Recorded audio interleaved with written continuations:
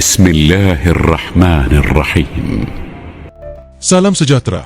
Bersua lagi dalam membongkar kisah sejarah. Kali ini kami membawakan satu lagi kisah menarik, iaitu Perjanjian 30 April 1851 Kesultanan Sulu.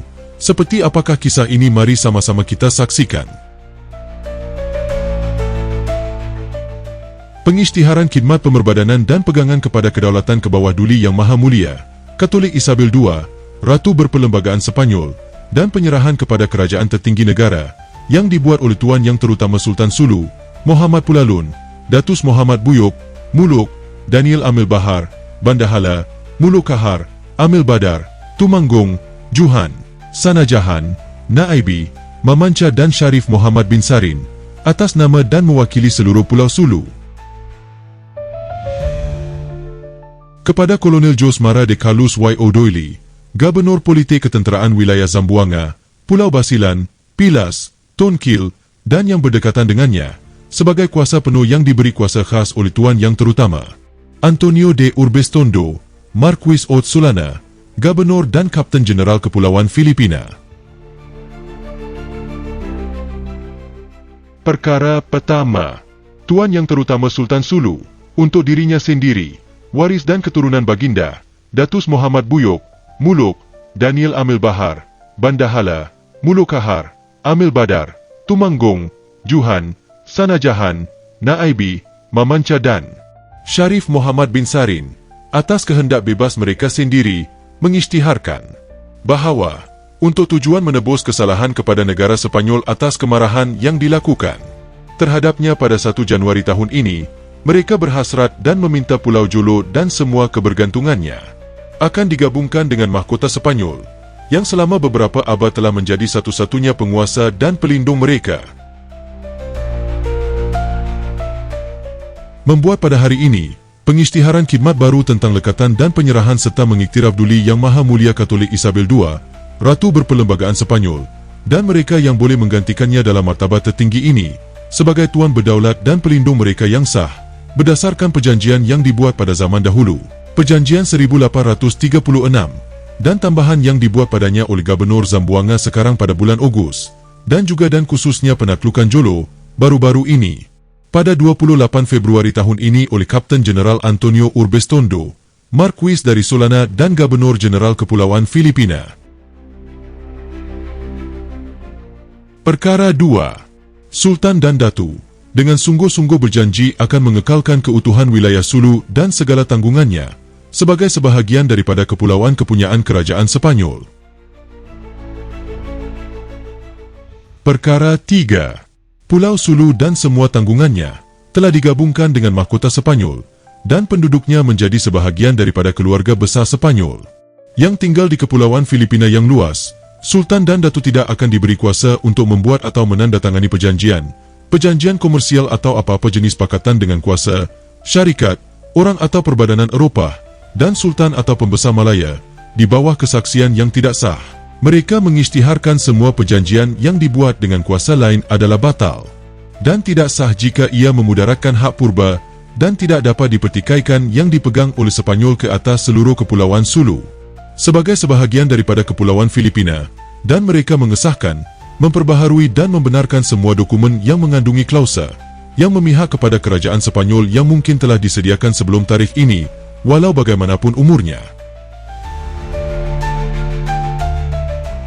Perkara 4. Mereka memperbaharui janji bersungguh-sungguh untuk tidak melakukan rompakan lanun atau membenarkan sesiapa sahaja melakukan rompakan lanun di dalam wilayah Sulu, dan untuk menjatuhkan mereka yang mengikuti panggilan keji ini, mengisytiharkan diri mereka musuh semua pulau yang merupakan musuh Sepanyol dan sekutu daripada semua kawannya. Perkara 5. Mulai hari ini, Pulau Sulu hendaklah mengibarkan bendera kebangsaan Sepanyol di bandar-bandarnya dan di atas kapal-kapalnya, dan Sultan dan pihak berkuasa lain yang dilantik hendaklah menggunakan bendera perang Sepanyol di bawah prinsip yang digunakan dalam harta benda Sepanyol yang lain, dan tidak boleh menggunakan yang lain sama ada di darat atau di laut. Perkara 6. Pulau Sulu dan tanggungannya telah diisytiharkan sebagai sebahagian daripada kepulauan Filipina yang dimiliki oleh Sepanyol perdagangan di bawah bendera Sepanyol di semua pelabuhan. Kesultanan hendaklah bebas dan tidak diganggu, seperti yang berlaku di semua pelabuhan milik negara. Perkara 7. Sultan dan Datu Sulu setelah mengiktiraf kedaulatan Sepanyol ke atas wilayah mereka, yang kedaulatannya kini telah kukuh, bukan sahaja dengan hak penaklukan, tetapi dengan keampunan penakluk, mereka tidak akan mendirikan kubu dalam apa jua bentuk dalam wilayah, di bawah perintah mereka tanpa kebenaran nyata tuan yang terutama Gubernur Jeneral Kepulauan ini. Pembelian dan penggunaan semua jenis senjata api hendaklah dilarang, kecuali dengan lesen yang dikeluarkan oleh pihak berkuasa tertinggi yang sama, dan kraf yang didapati dengan senjata. Selain daripada senjata bermata yang telah digunakan sejak dahulu lagi di negara ini, hendaklah dianggap sebagai musuh. Perkara 8. Kerajaan Sepanyol, sebagai bukti yang jelas mengenai pelindungan yang diberikannya kepada Sulus, akan memberikan Sultan dan Datu gelaran diraja yang mencukupi untuk membuktikan kuasa dan pangkat mereka. Perkara 9. Kerajaan Sepanyol menjamin dengan penuh kesungguhan kepada Sultan dan penduduk Sulu yang lain untuk menjalankan agama mereka secara bebas, dengan yang ia tidak akan campur tangan sedikitpun, dan ia juga akan menghormati adat resam mereka. Perkara 10. Kerajaan Sepanyol juga menjamin hak penggantian kepada Sultan sekarang dan keturunannya dalam susunan yang ditubuhkan dan selagi mereka mematuhi perjanjian ini, dan sama-sama menjamin pangkat dan maruah golongan istimewa yang akan mengekalkan semua hak mereka. Perkara 11. Kapal-kapal dan barang-barang Sulu hendaklah menikmati di pelabuhan-pelabuhan Sepanyol, tanpa apa-apa perbezaan apapun, keistimewaan dan kelebihan yang sama yang diberikan kepada orang asli Kepulauan Filipina. Perkara 12. Kecuali dalam hal kapal-kapal Sepanyol, tugas-tugas yang membentuk pendapatan yang dengannya Sultan dan Datu mengekalkan pangkat masing-masing akan terus berkuat kuasa, supaya mereka boleh terus mengekalkan kemegahan dan kesopanan yang sepatutnya di tempat mereka. Untuk tujuan ini duti tersebut hendaklah dibayar oleh semua kapal yang datang ke pelabuhan mereka. Langkah-langkah lain akan diambil kemudian untuk meningkatkan maruah mereka dan meningkatkan prestij mereka. Perkara 13. Bagi tujuan menjamin dan mengukuhkan kuasa Sultan, dan juga untuk menggalakkan perdagangan tetap, yang boleh memperkayakan Pulau Sulu, sebuah pos perdagangan yang dikawal oleh tentera Sepanyol, hendaklah ditubuhkan. Sebaik sahaja kerajaan memerintahkan, dan mengikut perkara 3 Perjanjian 1836, untuk pembinaan pos perdagangan Sultan, Datu, dan anak negeri hendaklah memberikan semua bantuan dalam kuasa mereka, dan menyediakan tenaga kerja asli yang akan dibayar, dan semua bahan yang diperlukan yang akan mereka charge pada harga pasaran biasa. Perkara 14. Pos perdagangan hendaklah didirikan di tempat yang dipanggil Daniel Escuta, di sebelah jalan raya, kerana ia adalah tempat yang paling sesuai. Tetapi berhati-hati hendaklah diambil untuk tidak menceroboh. Dengan apa-apa cara di tanah perkuburan anak negeri, yang perlu dihormati dari segi agama, dan tiada apa-apa bangunan pun boleh didirikan di tanah perkuburan tersebut, untuk mengelakkan masalah yang akan berlaku kepada mereka yang mungkin membina di sana. Perkara 15. Sultan Sulu boleh mengeluarkan pasport kepada semua orang dalam wilayah kekuasaannya, yang boleh meminta mereka, dan menetapkan jumlah bayaran. Dia juga diberi kuasa untuk menandatangani balas atau meletakkan meterainya pada pasport orang Sepanyol yang melawat tempat kediamannya. Perkara 16.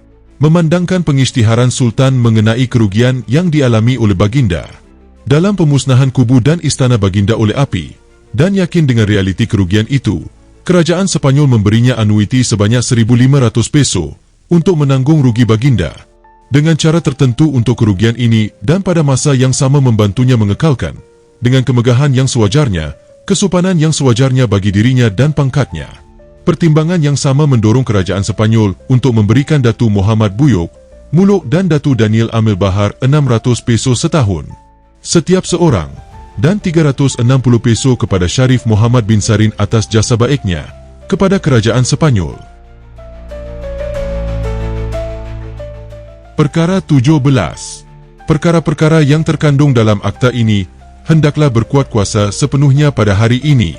Walau bagaimanapun, tertakluk kepada kelulusan yang lebih tinggi daripada Tuan Yang Terutama Gubernur Jeneral Kepulauan Filipina ini. Sebarang keraguan yang mungkin timbul berhubung dengan teks akta ini hendaklah diselesaikan dengan mematuhi makna literal teks Sepanyol. Ditandatangani di Jolo pada 19 April 1851. Mohur Sultan, Mohor Datus Muluk Kahar, Tumanggung, Sanajahan, Mamanca, Muluk Bandahala, Amil Badar, Juhan, Naib dan tandatangan Syarif Muhammad bin Sarin, Gubernur Politik Ketenteraan Wilayah Zamboanga Josmara de Carlos Y. Odoili.